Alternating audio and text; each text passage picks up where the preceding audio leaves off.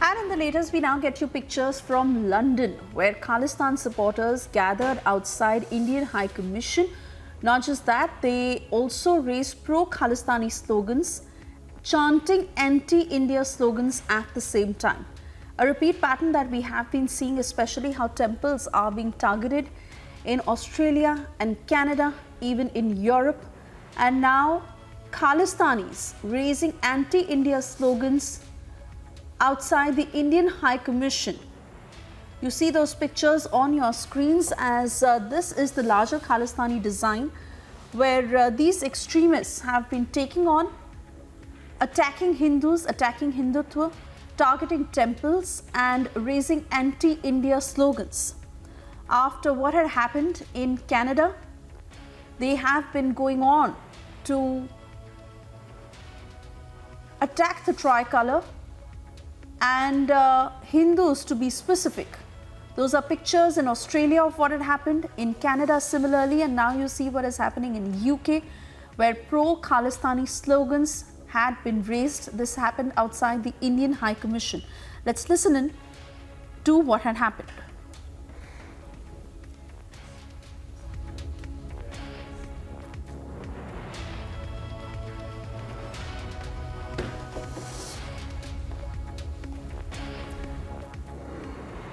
All right, we'll try and put out that video, but you see the larger picture of what is happening, of how these extremist groups have been coming out in full force to attack the tricolour and temples, to be specific.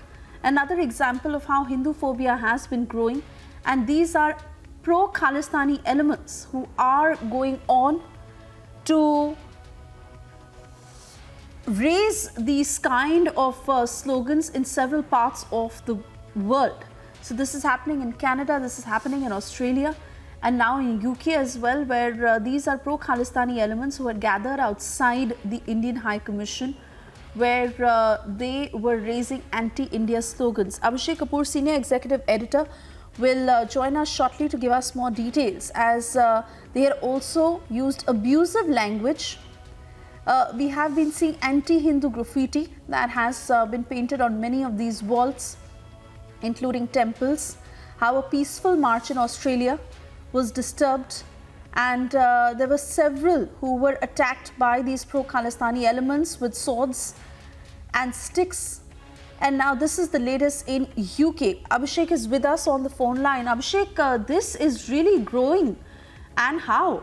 Of the pro-Khalistani terror across the globe, and how they raise anti-India slogans. They attack the Prime Minister verbally by putting out such graffiti, growing of Hindu phobia. And Abhishek, Indian government needs to take serious note of this.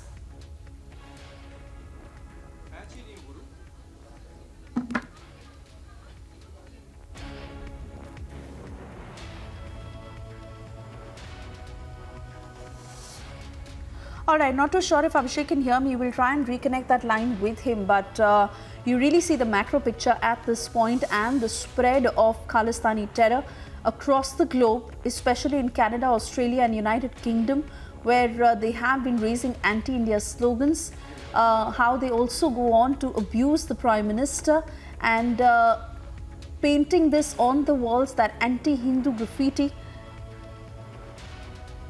I believe Abhishek is back with us on the phone line. Abhishek, requesting you to reflect on this pattern that is growing with every passing week. These attacks on temples, on Hindus, this anti-India graffiti on the walls, against the Prime Minister, verbal abuses, and how is the Indian government planning to raise this across the globe?